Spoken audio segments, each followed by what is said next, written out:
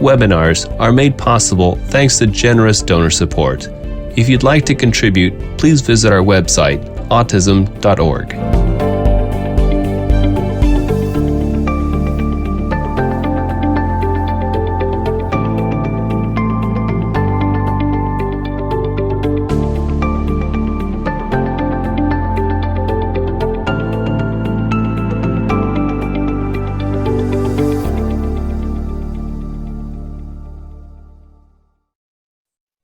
Now, before we get started, I'll introduce our speaker.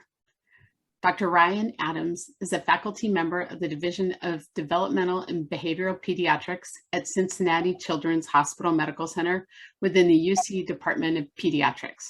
His research focuses on adolescents, peer victimization, bullying, and depressive symptoms. And now I'll turn this over to Dr. Adams. Great, thank you.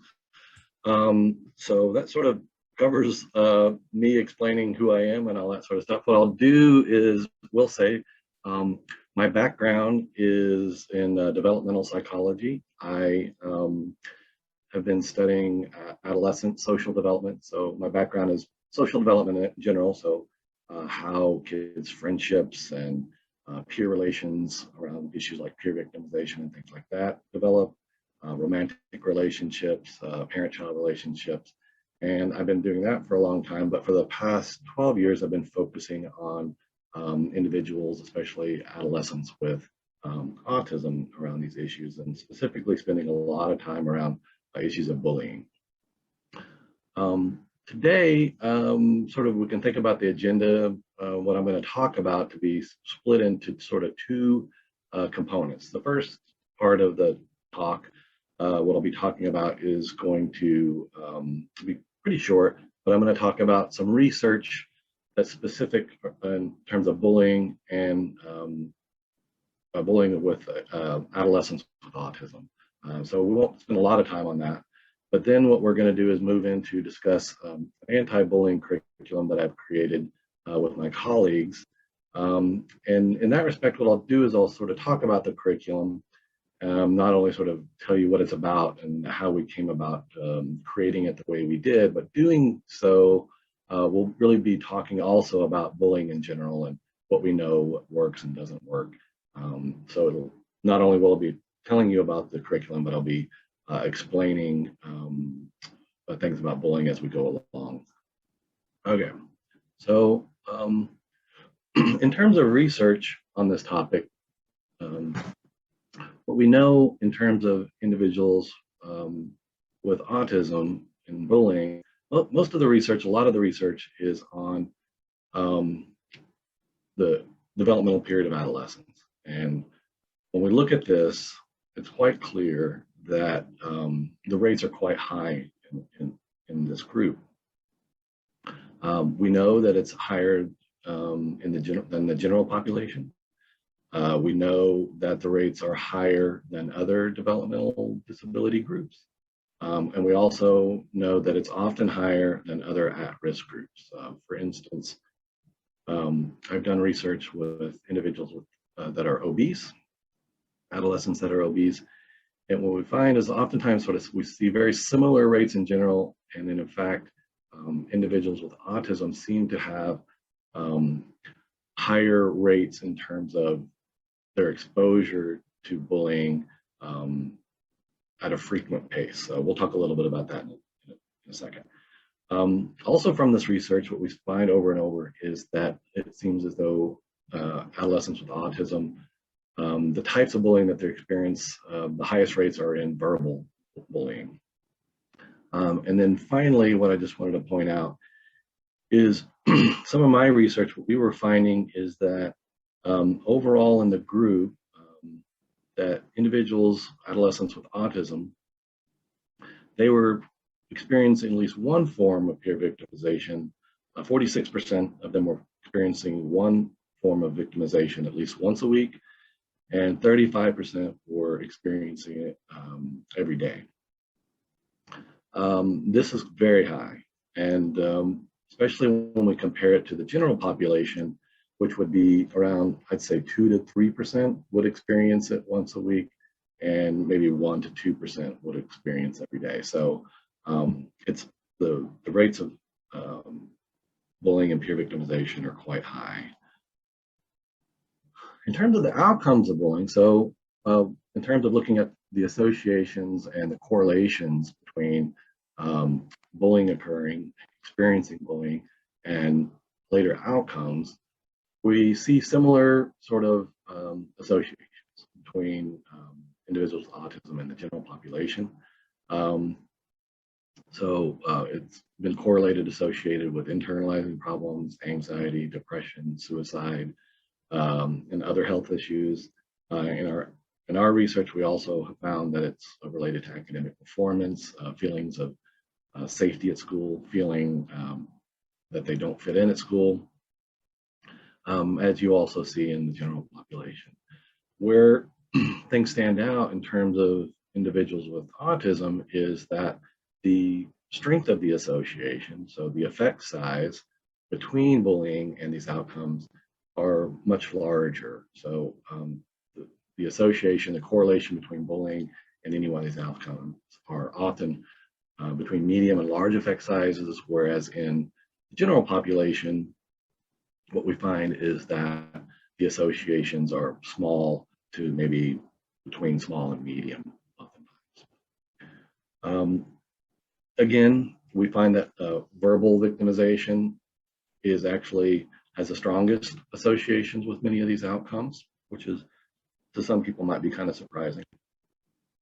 And then finally, an interesting sort of point that I'd like to make, and we'll follow up on it just in a minute, is that when we look at who's reporting about the bullying that's happening, so is it the adolescent reporting about it, or is it the parent reporting about their adolescence, maybe the teacher reporting about the adolescent's bullying experiences?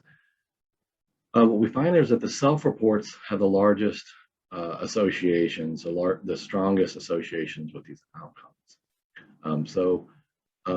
It's obviously sort of an important point of view that we want to get when we're studying individuals with autism and these peer experiences.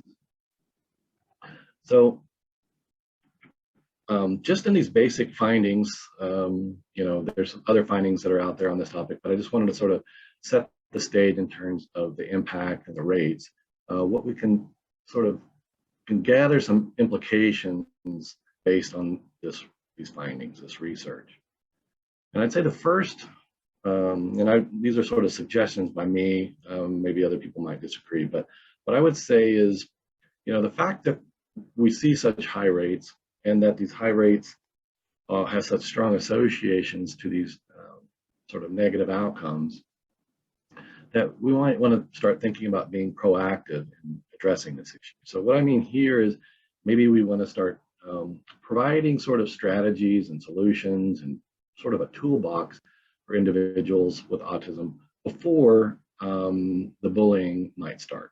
So maybe one that you might want to take is to be more proactive about sort of providing the tools for dealing with this problem. The second idea here is that we also might want to be mindful about the possible impact of these experiences. And what I mean by that is, if we have individuals with autism that are depressed or that seem to be having problems in school, or other sort of negative outcomes like anxiety, that along with our typical treatments for these issues, the way we might typically address these issues, we should do that, but also be mindful maybe the role of social experiences might play in these issues. And in that respect, in parallel, might want to also be addressing those issues at the same time as we're sort of taking our typical approach to treatment. The second point here is about getting the adolescent's point of view on these issues. It's important, it seems, based on the strong effects of the self-reports, but it also is important in other ways. So specifically what I'm talking about here is that when we start thinking about how we want to address these issues, we want to start talking to the adolescent how they feel about what's going on. So do they feel like how impactful these issues are on them, how they want to go about dealing with these issues is going to be especially important. So maybe they feel like it's important to do something now. Maybe they might want to wait and see how things go. But what's quite important, what seems to be important here, is that we understand their perception of how important it is to deal with it and how we deal with it. The second reason why we want to talk with the adolescent about what's going on in their social life is that for many individuals, they're experiencing the social world without adult supervision. So this is common. So in that respect, there's a lot of times that the adults might not know exactly what's going on in the social world. So, and the only way that we're really going to know is to talk with the adolescent. So that's another reason that we want to sort of be proactive and talk with the adolescent about what's exactly happening in their day-to-day life in terms of their social experiences. Okay, so the rest of the sort of the talk, I'm going to be sort of talking about this curriculum, and there's really two curricula if you want to think about it that way. But they're basically the same. One is called the Girls Guide to End Bullying. The other is called the Boys Guide to End Bullying. Today, I'm going to sort of use the Girls Guide as a sort of the example, and just because I can only show one thing at a time here. So, here's the websites for both: Girls Guide to End Bullying, all one word, .org, Boys Guide to End Bullying.org. And both of these curriculum, they are basically the same. The only thing that's really different is the videos. Obviously, the Girls Guide has videos with girls, Boys Guide has videos with boys. But other than that, they're basically the same. So, but just let me tell you a little bit about the guides and sort of the strategies and the aims and the goals and sort of how we came about to doing what we did. And so basically they're both web-based interventions that are aimed towards teens so they can sort of develop their own strategies with dealing and preventing bullying. When we look at the underlying principles that we sort of came up with as we started this project, you know, what has always struck me as somebody who's studied this topic is especially sort of how oftentimes we hear colloquially and sort of in the popular media, how they sort of talk about bullying doesn't quite fit with how we actually might want to address bullying. So for instance, when I go into schools to talk to them about this topic, I usually start out with the question of who in this room is for bullying? So can you raise your hand if you're for bullying? And obviously nobody raises their hand. It's a way to get their attention. But the point that I'm trying to make here is that, you know, when we say things like stand up to bullying, or we need to do something about bullying, it doesn't really tell us anything about what to do. It doesn't tell the adolescent what to do. So nobody's for bullying. So what we really need to be doing is providing them ideas and strategies for how to stop it. So what we're trying to do is address this issue. Often adolescents just don't know what to do. So what we wanted to do is provide that information for them. The second thing when we look at bullying is that adolescents oftentimes, and adults too, don't recognize that bullying, peer victimization is actually occurring. And there's a lot of reasons for that. For example, what you see a lot of times is somebody putting another student down. One student calls them a name or says something mean to them. And it's followed by the nice little phrase of, oh, well, I was just kidding. So adding the just kidding part, or, I was just teasing, that doesn't nullify the harm that's already been done. So sometimes people just sort of don't recognize what's happening. That's a sort of simple example of why it might get confusing to know if bullying is occurring or not. So we wanted to be able to sort of show students what exactly we mean when we're talking about bullying, because if they don't know what it looks like, then they can't really do anything about it. The second idea that we had is that we wanted to not only help individuals come up with strategies and solutions and actions to take against bullying if they're targeted, but also we wanted bystanders to be involved. From the research on this topic, there's really two reasons to do that. And this approach, getting bystanders to get involved, is actually the most successful and efficacious way of reducing peer victimization and bullying in schools. And that's really for two reasons. One is that most bullying occurs, most people who perpetrate peer victimization, what their goals are to gain some sort of social reward, social standing. So they're doing this to get other people to agree with them, and then in turn to sort of reinforce their bullying against the victim. So it's a sort of a usually social goals are trying to be achieved when most forms of peer victimization and bullying are occurring.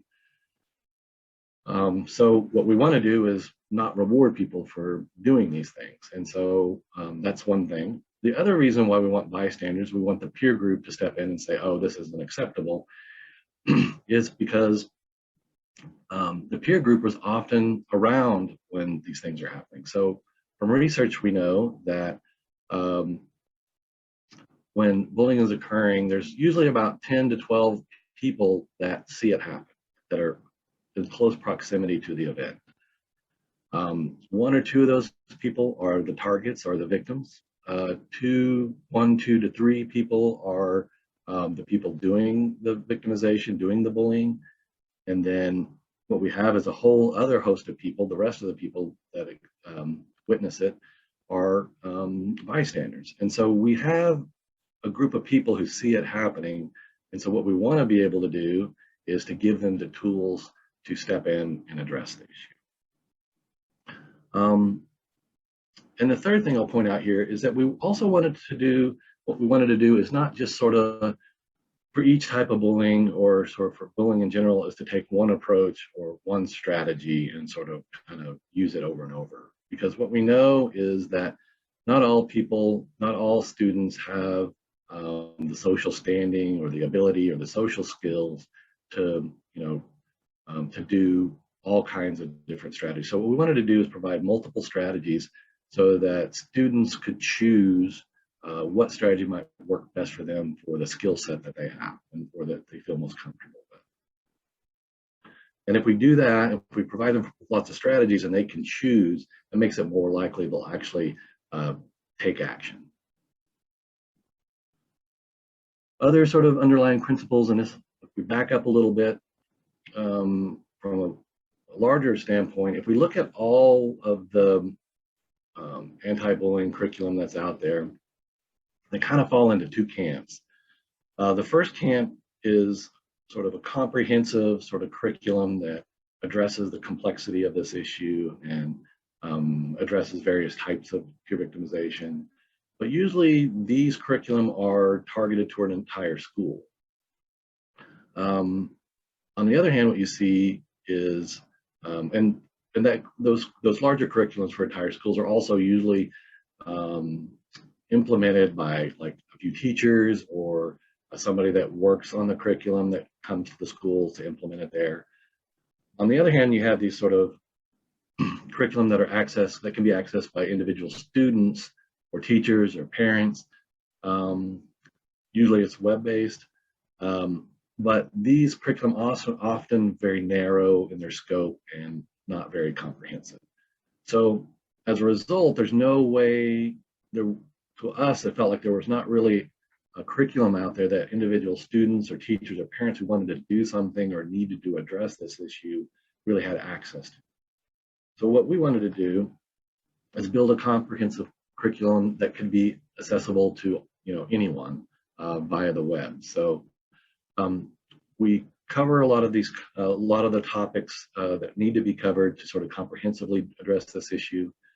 And we use sort of what we know from research and what we also know from interventions that have been tested out there. So what we've taken is went out and looked at what seems to be working, what strategies are out there that seem to work. We wanted to put them into our curriculum. And in that respect, what we also wanted to be careful that what we were doing is to provide specific actions to deal with specific types of bullying. And in that way, it makes it more likely that people are going to actually perform the actions if they're specific to the types of bullying that they're being targeted with. Additionally, we wanted to make it free. We wanted to make it web-based so it could be accessible to all kinds of individuals, teachers or students or parents. And then we also wanted to make sure as we did this that we were providing support materials for teachers and for parents that were dealing with this issue, not just the peers. Okay. So already covered this. We wanted to teach bystanders and victims strategies to effectively stop bullying. And so we wanted to provide many strategies. But these last 2 points, I haven't really talked about this. And one thing that we really wanted to do when we created the curriculum was to empower students to take positive action. And what I mean by this is that we want to teach students actions to take to address this issue that were positive rather than negative. And what I mean by negative really here is what we sort of try to talk students about is not using aggression to meet aggression. And when I'm talking about aggression here, I'm not talking about being assertive. We really want students to be assertive around this issue. But what we don't want them to be is aggressive in terms of responding to somebody trying to hurt you with in turn trying to hurt them. And this is sort of a popular approach sometimes when people talk about standing up to a bully. Oh, well, you just need to bonk him on the nose, or you need to do some other sort of thing to hurt the bully and they'll stop bothering you. While this tactic might work initially, in the long run, usually it doesn't. Additionally, if the tactic doesn't work, it usually goes quite badly. It ends up often escalating the issue rather than helping to stop the issue. So what we try to do is take at least neutral or more positive actions to deal with the, in terms of the strategies and the actions that we provide to deal with the issue. So for instance, one of the easiest things that I tell students that they can do around verbal victimization, usually with verbal victimization, what a bully is trying to do is get people to laugh. And what I explain to students is just don't laugh. That's one of the strongest things that you can do to get a bully to stop doing something, is to not laugh at the actions that they do in terms of bullying. And that's really quite an easy thing to do, is just not laugh. Don't reinforce the negative actions of the bully. So in that respect, the final two things I wanted to talk about here just quickly, well, I'll just talk about one because I think the time is getting crunched on time a little bit so far,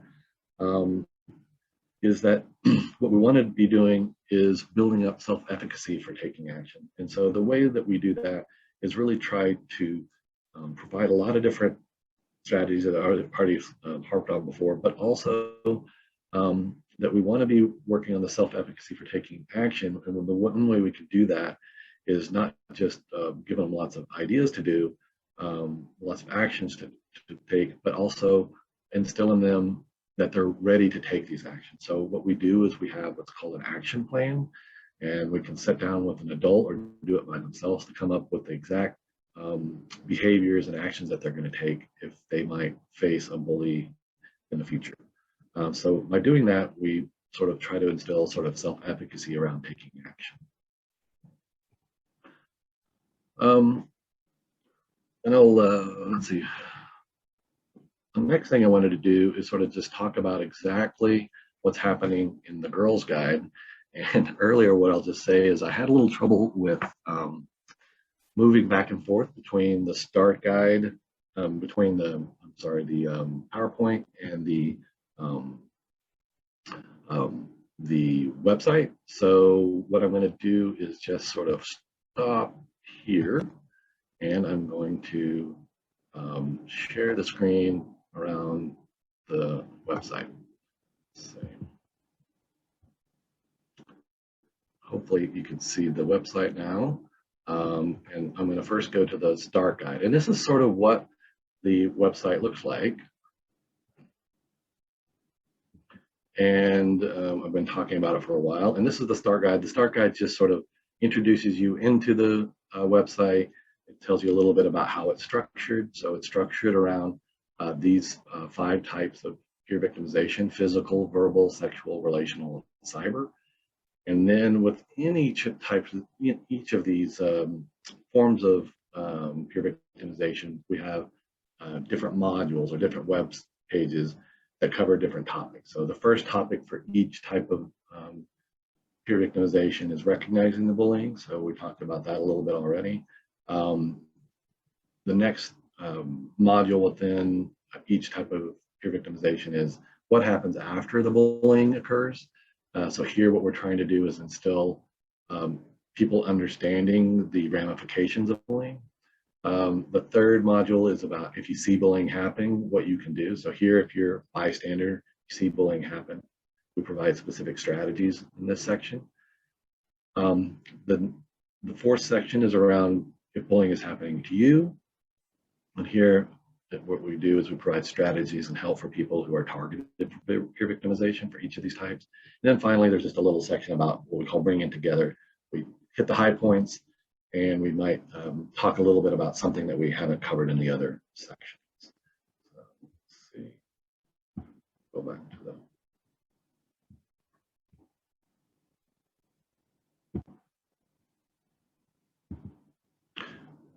Hopefully, we can see this. So each page in the guide covers one form of victimization. Okay, there we go. Trouble doing it to control, but I think I can do it. Okay, so so again, each 5 type of bullying, in each of the 5, there's each of these 5 sections that we've discovered where we talk about different topics within the bullying. But one thing that I wanted to do is just sort of talk about is, get it there, is to talk just a little bit about recognizing bullying. And this is kind of often the most tricky part of these curriculum. And I wanted to just talk with you a little bit about how we sort of recognize bullying and how we sort of approach that topic here. And the way I'm going to do that is to talk about the definition of bullying and the definition of peer victimization. So up to this point, I've been using the term bullying and peer victimization interchangeably.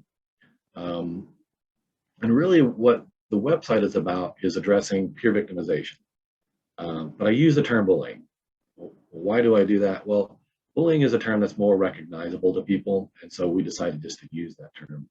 Where what we're talking about in terms of academic definition is peer victimization. So let me explain. I'm going to explain the academic definition of each of these, not to sort of so that you have this new definition to take home, but really by doing this, we learn something about what we might want to address when we talk about these issues. So bullying has a very specific academic definition.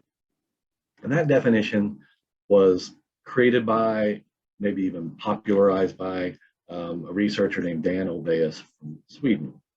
And his definition of bullying, which is the definition most people use in academia, has 3 components. The first component is it involves aggression, so harm against somebody. So a peer is trying to harm or does harm their target. So the bully harms the target. That's aggression. So the aggression is involved. Next, part of the definition is that the bullying has to be continuously occurring. It can't just be a one-time thing. So the third part of it is there is involved in this definition, there must be some sort of power differential between the bully and the victim. So somehow the bully has some power that is more than the victim. That power can be physical power, physical strength, physical stature. It could be social stature. It could be all kinds of other things, as long as they're using that to their advantage in the bullying.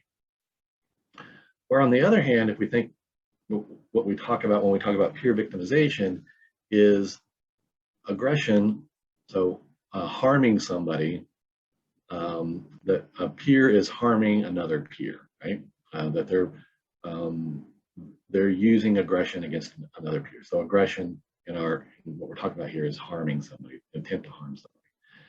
But here, in terms of peer victimization, what's important here are really two things. One, peer victimization is defined by the victim. Okay? So if the victim thinks that they were harmed or they were hurt, then it's peer victimization. It's not defined by the perpetrator, or it's not defined by anybody else but the victim. Also, peer victimization is a behavior. So if it occurs once, peer victimization has happened. Okay? So this is important really around how we sort of think about these issues, because if it's the victim defining it rather than the researcher or the parent or the bully, then all that matters is that somebody feels that they have been hurt.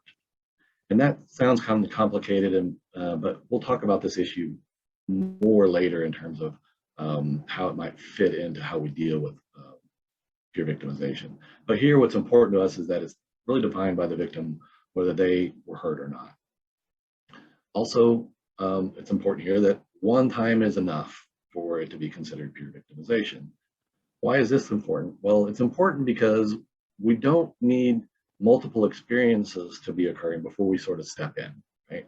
So if one time happens, then what we want to give are the tools to individuals to be able to deal with that issue once, or to proactively deal with it before it even happens. I think most people can agree with that. Also, peer victimization doesn't specify a power differential. So anybody can perform victimization, or anybody can experience peer victimization. So we're not limited to any power differential and who does it in terms of how we define whether it's occurring or not. Fourth, one reason that it's also good to sort of define it from the individual and to sort of get away from the term bullying is that we don't need to tag somebody as being a bully to sort of address it. When we start saying somebody's a bully, often that makes it harder to sort of address the issue, because at the end of the day, so this last point, by using this term peer victimization, we can just focus on stopping the behavior, which I think everybody would agree that certain behaviors need to be stopped and they shouldn't be occurring, rather than sort of trying to focus on the blame. So who's to blame for starting this? Who's to blame? Who should get in trouble? And I'll talk a little bit more about this, but these are sort of important issues, so that we sort of not only recognize that peer victimization / bullying is happening, but because a lot of times what happens is when we start looking at the blame, or we look at has it happened a lot of times, we might not recognize the behaviors that actually need to be addressed. So a lot of the curriculum that is set up to sort of recognizing these issues in a less wordy way than I just did with adolescents, so that they can see exactly what we're talking about and the behaviors that we're sort of trying to stop.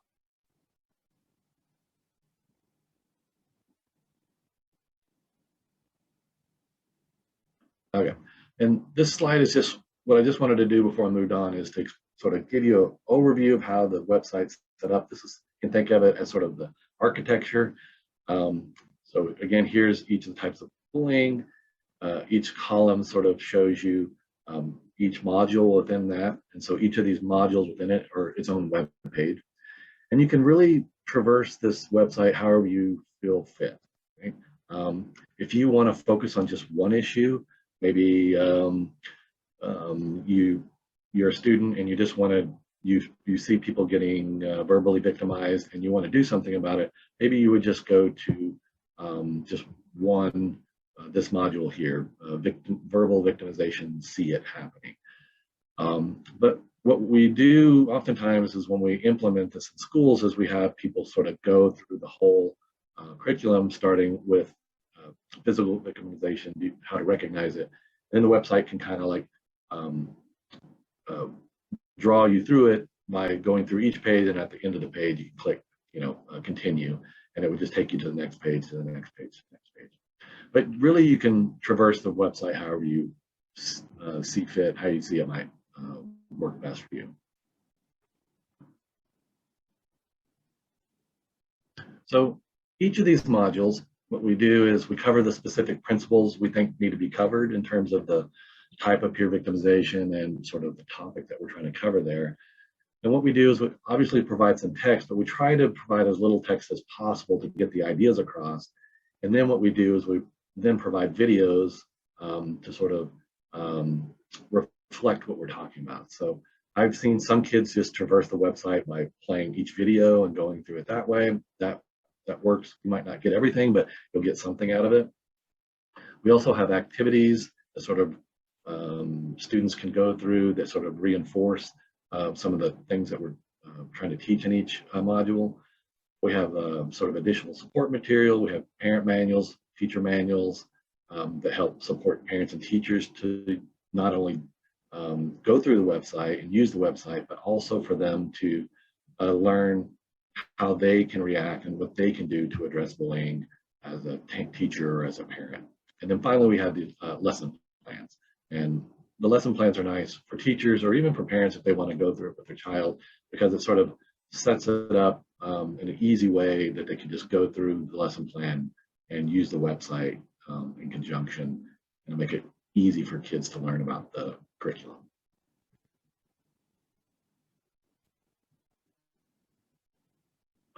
Okay, so I talk about the other support materials. There's actually sort of quizzes also. One quiz that's kind of interesting is what we put at the end of each in the sort of bring it together module is ask the adolescent, are they the bully? So sometimes what we found is that as students were going through this, they recognize that maybe they might be exhibiting some of these behaviors. So we have a little quiz in which they can take and they sort of learn, find out like if they're the bully, and then and we provide information about what they can do if they think they are. We also have other PDFs around some of these issues that might not be so specific, but one important sort of thing that we do here is called controlling emotions. And what that's about is one important thing that we sort of talk about if you're going to sort of take action, especially if you're being targeted for bullying, is to sort of learn how to control your emotions. And we provide a lot of different strategies for doing that. And what's important here, the reason we do this, is that not only is this important for adolescents to be able to sort of perform the strategy, they need to have control over their emotions so that they can successfully implement the strategy, but also it helps them to sort of project a feeling and an image of, being assertive, and which is important when you're dealing with these issues. I was just going to talk a little bit about the teacher manual and the parent manual. Quickly, the teacher manual really is kind of set up into two sections. One is how teachers can address bullying in their classroom and issues that they might deal with in addressing bullying in their classroom. And also, sort of like I said, the second part of the teacher manual is really about how they can best implement the the curriculum in their classrooms and use it. One sort of point here that I'll just mention, a topic that I have found over the years, because I used to teach teachers. I used to be in the College of Education before I came to Children's Hospital. And, we talked a lot about with those students, and was about oftentimes the individuals that are targeted for bullying and peer victimization are also the same individuals that teachers have probably the most difficulty with in your class. And so we talked a lot about with teachers about how they can control their, to be careful about controlling their emotions around these students, because, the students in the classroom pick up on that. And, so we talked a lot about what teachers can do to help those kids and how they can learn to sort of work a little bit better and easier with those kids. Okay. Parent manual, sort of the same way that we just talked about. It's set up for parents to help them sort of come up with strategies and how they can work with their child around these issues, and then how they might use the intervention to their advantage. But sort of there's some common issues that I wanted to sort of point out that we cover in the parent manual is, what we do there is sort of talk to parents about how they can work with the school if it gets to the point that their child's being targeted and something needs to be done. They feel something needs to be done. And what we say to them is that oftentimes schools and parents, the same, they're upset about what's happening, and they often want to work on blaming somebody for the issue. So they want somebody to be punished. And schools oftentimes work this way too, in that, they're presented with an altercation, and oftentimes the first thing that seems to happen is we need to blame who started it, who's to blame for this issue. But what we try to say is, let's stand back and let's make the goal to be stopping the actual behavior, the harmful behavior that's happening to the child. If we get away from trying to blame who's the bully or who started it, oftentimes there's sort of barriers are brought up, right? So other parents might not want to deal with it. They don't want their child to be blamed. It gets complicated around who started what. But if we can, what I found is that usually nobody disagrees that specific behavior should be happening. So if we focus on stopping the specific behaviors, and rather than blaming, and then also not just say, okay, let's stop it, how are we going to stop this behavior, but also saying, what are we going to do if the behavior happens again? So that's sort of what we talk to parents about doing. We also talk to parents about, if setting up these meetings and sort of addressing these things in this manner don't work, what's the next step, and then what's the next step? So we provide that sort of advice in the manual. And then the final thing I would say is that we also talk to parents about allowing the child, and I alluded this earlier, sort of take the lead, or at least work with the child in parallel around how they want these issues to be handled. Because what we want the child to keep doing is to keep talking to us about these issues. And if we go and do something they don't want us to do, they might stop talking to you about it. So while that strategy might work in the short term of going off and doing something about it, in the long run, if something else happens, the child might not come back to you and ask for your help. So what we suggest is, unless the child's in severe danger, some sort of physical thing that's happening to them, we sort of let the child sort of talk with us and to talk about exactly how they want to handle the situation and when they want the parent to step in. That's usually sort of, and we have more detail about that in the manual, but that's sort of the general approach that we sort of suggest to the parent. Okay. So the final sort of thing that I want to talk about is just these guides have been used in all kinds of different ways. So there's no wrong way to use it. So what we've seen is people implement them in classrooms. We've seen them, some classrooms that might be quite germane to what they're talking about. In other classrooms, They've done it in homeroom, so they want all students in the, freshman class to go through the curriculum. We've seen where schools have targeted sort of student mentors to take the class and learn how to use these strategies. We've also seen school psychologists and counselors use them both for people that have been shown to be perpetrating aggression, but also for targets. They sit down one-on-one and use the curriculum to help an individual student. So really, what I would say is the curriculum has been used in all kinds of ways and probably will be used in other ways that we haven't even thought about. And so we just encourage people to take what works best for them and use what works best for them. If it's the whole thing, great. If it's certain sections, that's great. So I just want to conclude by saying thank you. Procter & Gamble, which is based in Cincinnati, where I am, funded this project. So I want to say thanks to them. They've been really great. Also, the secret brand underneath Procter & Gamble and Cincinnati Children's Hospital Medical Center, they've been a great supporter of this project also. And then finally, just thank people that helped me put together the curriculum. And I'd also like to thank, as you can see in this picture, all the student actors. They're great. And the film crew, who was also great in completing the project. So thanks for listening. All right, great. Well, thank you for all of that information. And it's really exciting to learn about the curriculum. We have a lot of questions. I'm going to throw a couple easy ones at you first. One was just about languages. Are these materials available in multiple languages, or right now is it just English? It's just English. These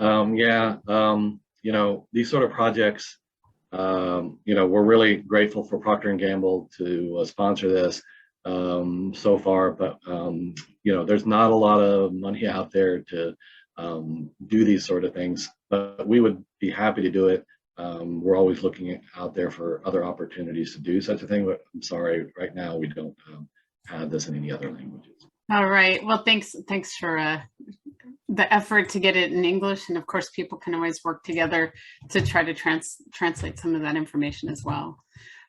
So what are some ways for people, this curriculum is really focused more on adolescent age.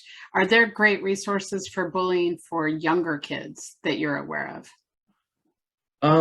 Well, here's what I would say. And what I'll tell you is I forgot about probably a quarter of the things I was going to talk about as we went through, kind of certain things slipped my mind. And that's one thing that I forgot to say, and I meant to say at sort of at one point early on, is that we have had this question posed to us many times, and my answer is often sort of the same as the language. Like, we would love to do something for younger individuals, younger kids, but we, again, we need the money to do that.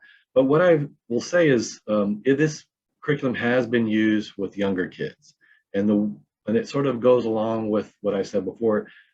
People can sort of go through the curriculum and decide what might work best for them. So maybe not all sections of the curriculum will work best for, a third grader, but definitely certain sections around maybe verbal victimization or physical victimization would work.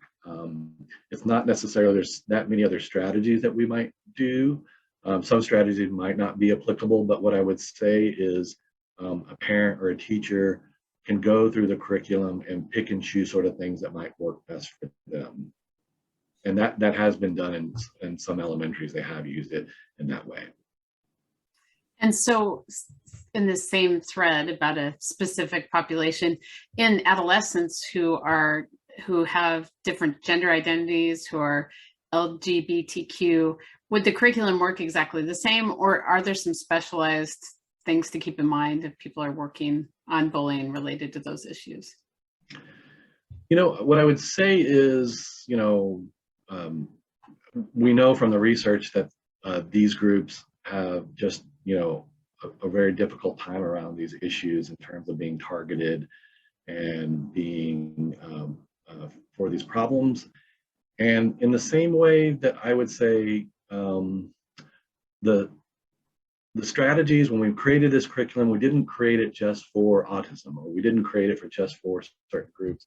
I would sort of give the same answer, that we try to provide a lot of different strategies, not just one way of approaching an issue, one sort of tool for dealing with it. What I'd say is, for these groups, I think that there's probably a strategy for everyone in there. So not necessarily a strategy that was just tailored for one group, but at least one of the strategies or a few of the strategies should work just as well for one group, for the general population, or for a specific individual. It would be nice. I've always wanted to do a similar curriculum and set it up in a way to address groups and individuals that are particularly at risk for these issues. But that's really sort of a next step that I would like to take if the opportunity arises. Okay, great. The next question is about when a person on the spectrum has observed or has experienced bullying, and then they themselves become a bully. So it doesn't happen that often, but sometimes they'll imitate those behaviors, maybe not as effectively. So I'm sure the strategies are exactly the same, but can you think of any examples of something that might be different about the way you might approach that? So let's see, the question seems to be asking, what if somebody with autism are the ones becoming the bully? I think that's, is that correct? Okay. Or at least trying to imitate bullies and engaging in that behavior in school. Yeah, and this is a great example of what I would say, why I often, go back to that definition of bullying, because in that definition, that academic definition of bullying, the person has to have some sort of power differential that might not necessarily be there for somebody with autism. And so, that behavior is, something that we don't want to happen in general, just like if it wasn't somebody who had autism or who had power or whatever. So, I'm trying to think if there's something different that I would sort of try to, I guess, not really so much different. I guess what I would focus on here is, the behaviors again, talking about, we not to place blame or not to place, because what I'll say is a lot of times, my colleagues who are work in the clinical side of things, who are working clinically with individuals with autism, it's a common issue that they run into is that schools sometimes don't want to deal with the situation around bullying and individuals with autism, because they feel like sometimes behaviors that the person exhibited that has autism was the thing that started it. Sometimes maybe the students don't know, they haven't disclosed that they have autism, so they don't understand that the behaviors might be due to that or might be related to that. And so I guess what I would say is, when I tell them is to, focus again on stopping the behavior and not trying to label the person as a bully or label the person as negative, or sort of try to figure out who started what, is just to sort of focus on, let's get these behaviors. We can all agree to, let's stop doing these behaviors. I don't know if that answered it. Hopefully that answered the question. Yeah, I think so. It sounds like the approach is the same. Just you may need to, some of the verbiage you use with the individual may be a little different, but it's all the same idea. This is more a comment, but this individual's interested in your perspective. She says, I'm a woman with autism. I experienced bullying when I was younger. It was challenging to identify when my peers were bullying me. My two biggest things I can recall from that time was that both boys and girls teased me. When I did know I was bullied, I felt support was lacking from my teachers and administrators at that time. In response to bullying, I stayed quiet, and they eventually and usually left me alone. My teachers seemed to accept my quietness as a shy student. So she just wanted to share that comment. Is that fairly common? Yeah, I mean, sort of getting back to, the issue that we often see that, clinically that people see, because they might have a patient who's dealing, like I said before, with depression or some sort of issue. And oftentimes what we find out is the parents find out is that, a lot of kids were ganging up on them. And and typically what was happening is most people were reacting to some sort of, some sort of characteristic or behavior. And then what sort of getting back to the issue around the teachers is that, the teachers would often sort of look beyond it because they thought the student was not acting like the other students, or they thought there was something quirky going on or whatever. And so they would often just ignore it too. So what I would say is, yes, this is a very common, I feel like, thing that happens with students with autism. And it seems to be quite common around individuals in which the students and the teachers are interpreting these behaviors as being difficult or being shy, like you said, rather than might be a characteristic of autism. All right. Well, there are many, many questions. There's one more I want to ask. I think it's an easy one. This person's asking, is there a parent manual specifically for boys? They found one for girls, but they weren't sure if there's one for boys as well. Yeah, we're in the middle of doing that. So that's what I should say, is I should have said at the beginning too, is the manuals can be found on the girls' site. We're in the process of modifying the girls' manual for boys. And really it's just a modification around pronouns and things like that. So I would say 95% of what you see in the girls' guide is going to be the same if you just change the pronouns and change girl to boy. But we're in the process of doing that and fitting that into the boys' guide website. So people can just keep checking back if they really want the boys' guide, but in the meantime, can just adapt.